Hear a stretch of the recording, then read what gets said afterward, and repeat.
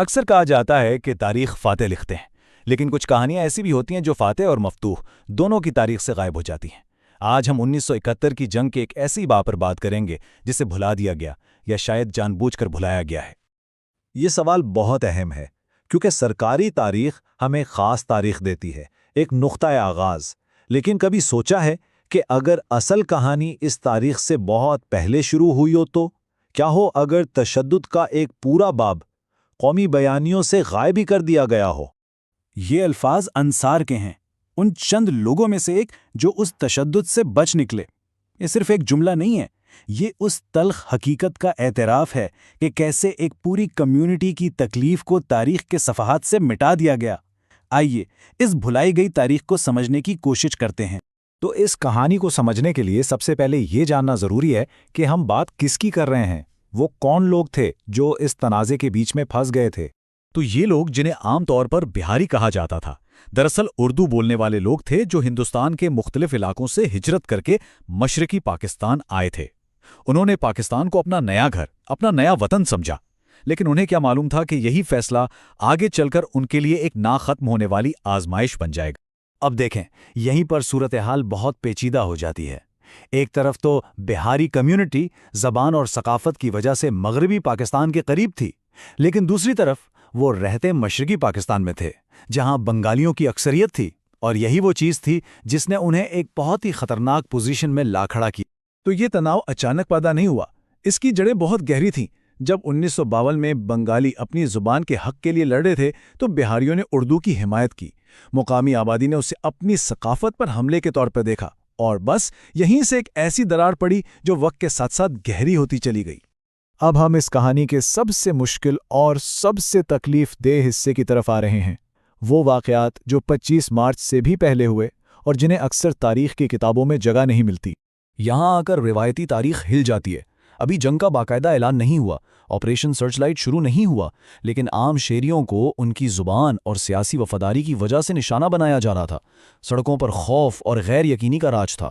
یہ انصار کی اپنی گواہی ہے۔ سوچیں ذرا، ایک 13 سال کا بچہ اپنی آنکھوں کے سامنے یہ سب دیکھ رہا ہے۔ یہ صرف اعداد و شمار نہیں ہے، یہ ان انسانوں کی کہانیاں ہیں جن کی آوازوں کو ہمیشہ کے لیے خاموش کرنے کی کوشش کی گئی۔ اور المیہ دیکھیں کیا تھا کہ یہ کمیونٹی دو چکیوں کے بیچ میں پس رہی تھی۔ پہلے انہیں پاکستانی ہونے کی وجہ سے بنگالی قوم پرستوں نے نشانہ بنایا، اور پھر جب پاکستانی فوج نے آپریشن شروع کیا تو ان پر فوج کا ساتھی ہونے کا الزام لگا کر دوبارہ تشدد کیا گیا۔ ایسے ہی ایک کہانی مسٹر جناح کی ہے، جن کے والد اور 2 چھوٹے بھائیوں کو صرف اس لیے لے جایا گیا کہ وہ بہاری تھے۔ ان کا قصور صرف ان کی شناخت تھی، وہ پھر کبھی لوٹ کر نہیں آئے۔ جنگ تو ختم ہو گئی، لیکن بہاری کمیونٹی کے لیے ایک نئی اور شاید پہلے سے بھی زیادہ تکلیف دہ آزمائش شروع ہوئی۔ ان کا دکھ آج تک جاری ہے۔ نتیجہ کیا نکلا؟ وہ ایک ایسی قوم بن گئی جن کا کوئی وطن نہیں تھا۔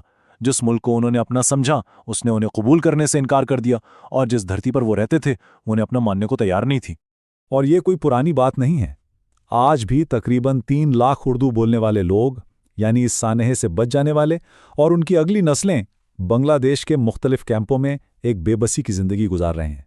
یہ ٹائم لائن اشروں پر پھیلی ایک جدوجہد کی کہانی سناتی ہے۔ کوششیں ہوئیں، لیکن پاکستان نے بہت کم لوگوں کو قبول کیا۔ پھر 2008 میں بنگلہ دیش کی سپریم کورٹ نے انہیں شہریت تو دے دی، لیکن سوال یہ ہے کہ کیا کاغذ پر شہریت ملنے سے حقیقت بدل جاتی ہے؟ آج بھی انہیں پھنسے ہوئے پاکستانی یا بہاری کہا جاتا ہے، بنگلہ دیشی نہیں۔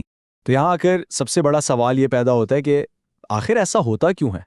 کیوں ایک پوری قوم کی تکلیف کو تاریخ سے مٹانا اتنا آسان ہو جاتا ہے؟ دیکھیں، ہر ملک چاہتا ہے کہ اس کی تاریخ ایک سیدھی سادی کہانی ہو جس میں ہیرو اور ولن بالکل واضح ہوں، ایک ایسی کہانی جس میں کوئی پیچیدگی نہ ہو، کوئی مشکل سوال نہ ہو۔